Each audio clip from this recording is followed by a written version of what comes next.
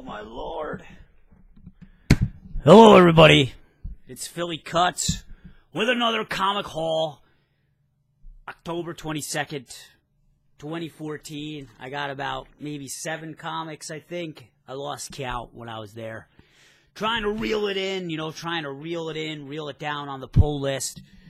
But let's get started. It's all current issues. I didn't get any graphic novels. I didn't buy any back issues this week. So let's get started.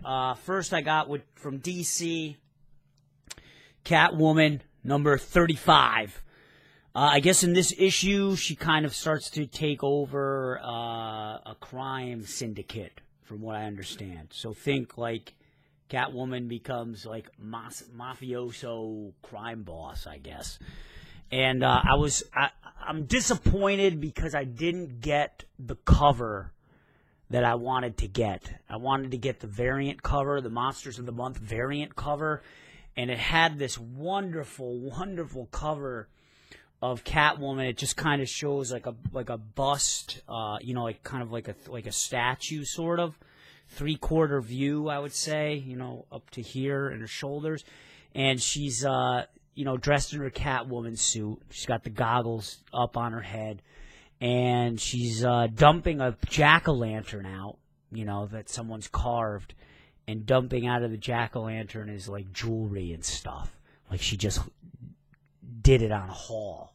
She just reaped the rewards of burgling. And it was just like her face looked great, looked bright, energetic, ecstatic. And it was just a great, great cover. I wanted to put it on the front door of my office at work, along with the Batman variant cover and the Detective Comics variant cover, which I really, really liked a lot, where Batman kind of looks like a vampire, like a Dracula bat. But, I'm happy I got this. Again, I'm searching for a female character to, buy monthly and put on my regular pull list. I mean, right now I have Hexed, which has Lucifer in that series. But one thing I'm looking forward to, too, is that this is now written by a female writer. It's by Genevieve Valentine. So I'm really looking for that, kind of like a female character written by a female writer. So hopefully that'll be a new and interesting perspective. Okay. Next comic I got was The Amazing Spider-Man, Spider-Girl's Last Stand, Edge of SpiderVerse tie-in. I'm not sure when SpiderVerse is actually going to start, but I wanted to get this because I want to see what happens to Supergirl or Spider-Girl, see if she kicks the bucket. I've just kind of like glanced through this really, really quick. So I don't really know what's going to happen. There's lots of battling and lots of fighting sequences in this issue. So I'm really looking forward to that. So we'll see. All right. Another issue I got was the #1 second printing of Edge of SpiderVerse. #1 second printing. Spider-Man Noir. Okay? So I guess it's Spider-Man Noir in this verse. Kind of looks like there's some Harry Houdini stuff going on in this issue, too. And that's what Spider-Man looks like there. The black guy there with kind of like the elephant trunk. So I'm really interested to see what this is like. I'm really enjoying the Edge of Spider-Verse series. I didn't start buying it until issue number 4. I got issue number 4 and 5, so I guess I'll catch 1 through 3 on the second printings if they do decide to reprint all of them.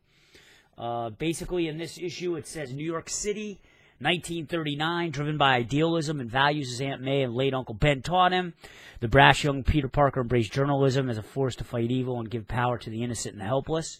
But in a town so rotten, journalism can only do so much. But when Peter Parker was bitten by a poisonous exotic spider that emerged from an antique statue, he passed out and dreamt of Anansi, the spider god. When he awoke, he discovered he had gained mystifying spider powers and was reborn as Spider-Man. So there we go, 1939. There are your writers, there's the artist. So I'm really looking forward to reading that and catching up on the other verses that Edge of SpiderVerse was exploring. Okay, Nightbreed, number 6, Boom Comics. I'm enjoying the series so far, but I kind of want the main story to get going now. It basically seems like issues 1 through 5 have just been giving backstories on all the characters. You know, that's basically what it's been doing for the first 5 issues. I'm kind of like, okay, you know, enough is enough. I've kind of heard and read enough about these characters now. I don't think we need to go through every single character in Nightbreed, you know, first, all their backstories first. And really, they're not very detailed backstories because they're only little smidgets. They seem to do about 2. I think in even one comic they did 3 background stories. So I'm just hoping, I didn't even look through it until now. I'm just kind of hoping that they kind of get the main story going here and that we see, you know, some different things happen. I really love the artwork in this by Piotr Kowalski. I think it looks really, really cool. There's one of the big pictures there. I just think he does a really good job. I just really like his style. Let me see here. Give you guys some other pictures. There's the character that looks kind of like Nightcrawler. It looks like he's growing horns in this one. He didn't have horns before. So that's really interesting, and I'm looking forward to see what happens in this. I got a nice, crisp, pristine issue here, which at my comic book store, it's been kind of hard lately. I've been getting a lot of issues with distress on the bindings. Anyway, all right. Predator number 1 of the huge 16-issue story arc, Fire and Stone, across 4 different titles. I tell you all the time, I'm going to stop telling you because I know there's some regular viewers of this who probably get sick of me saying it every time, but this is going to span across Prometheus, Alien vs. Predator, Aliens, and Predator. This is issue number 1 of Predator. Prometheus is already on issue number 2. It's going to be nicely staggered until January. As you can see, there's the release list. So next week we're going to have Aliens 2, and it's pretty much a title every week until mid-January. And so that's nice that the way that they've staggered this, you know, it's not going to put too much distress on your pull list. There were a variety of different colors or covers of this. I think there were 2, 3 different covers. I'm not sure if this one's a variant or not, but I like this one the best because it had the best picture of the Predator. And I'm really interested to see how this one turns. The other confusing thing about this series, too, is that the story arc kind of takes place all over the place. So this issue, it says the series takes place after the events of Prometheus, Fire and Stone 1 through 4, and Predator, Fire and Stone number 1. So I don't know. I'm going to just, you know, read them as they come out. And then once I have them all assembled, I have the whole 16 issues, I'm just going to read them kind of in the order that it says that each one takes place and just do it on a timeline. So maybe that'll be interesting to kind of read it that way, like see how the story kind of changes, you know what I mean? Might be completely different.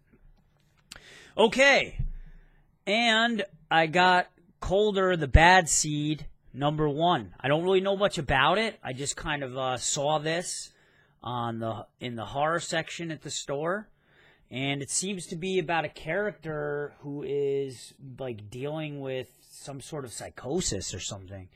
He's delusional, it seems. On the front cover, it says life goes on for Declan Thomas after his deadly encounter with the psychotic Nimblejack, and Declan's strange powers continue to develop, offering him a profound connection with the nature of insanity. But now I can't read tonight. Oh my God!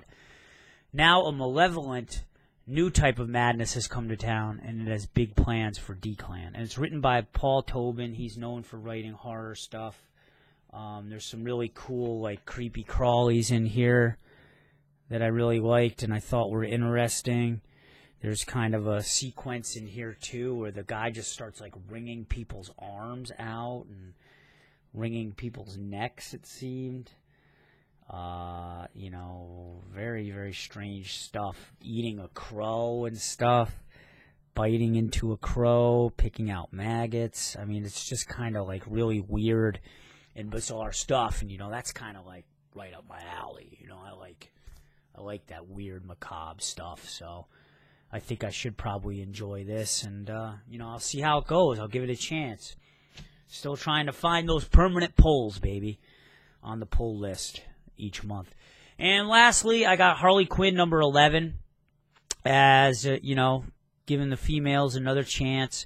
I'm not really too happy with this cover, Monsters of the Month cover. It's probably my least favorite Monsters of the Month variant color. It's like a hyena. I don't know like what classic monster that is. I kind of, all the other variant titles that I saw, with the exception of the Catwoman one, kind of seem to be following like kind of a classic monster movie theme or something. But I haven't really looked at a lot of them, so I'm probably wrong.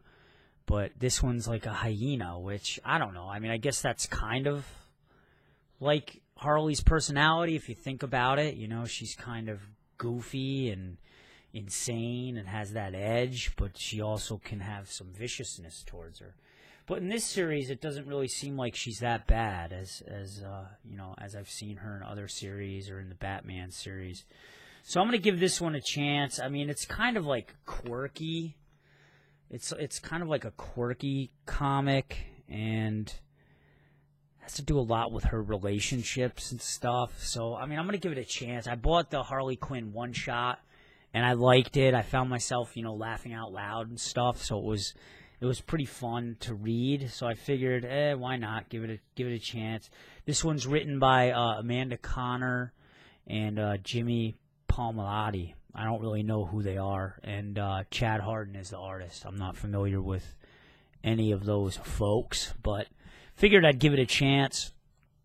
And that's about it. That's it for the pull. Smaller pull. Maybe not one of the more exciting pulls.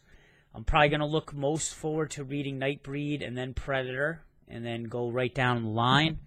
Probably read Catwoman. I'm still so disappointed that I didn't get that Catwoman variant cover. I might actually look around for it. This is how bad I'm getting, and I might actually just buy it again for the cover.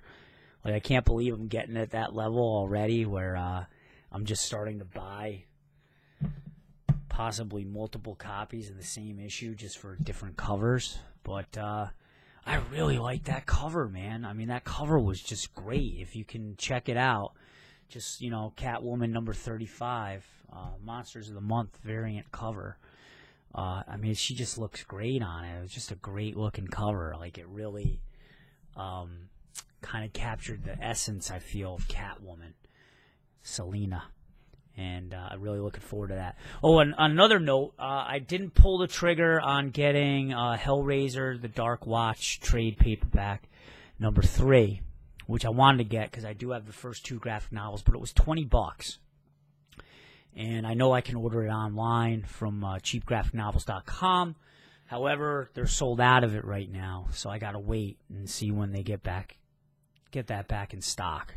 Because I just couldn't justify paying $20 for it when I know I could probably get it for like $12. And the great thing too about that store is that they have a flat shipping rate of $6. So I'm gonna wait until I figure out what other graphic novels I want to get. I'm probably gonna re-up on some Catwoman stuff and see how it goes, and then once I'm ready to do that, I'm probably gonna get some Hellboy stuff. I'll order that, and then I'll show you guys what I have there. And also, I'm gonna be unboxing the Batman 75th anniversary graphic novel set, where it has 3 different graphic novels in there, and give you guys a glimpse of the covers and stuff and what those look like. All right, dudes, it's been another comic haul. My shortest video so far. I'm getting in under 15 minutes. Amazing! All right, dudes. Have a good week. I'll see you next week. Peace.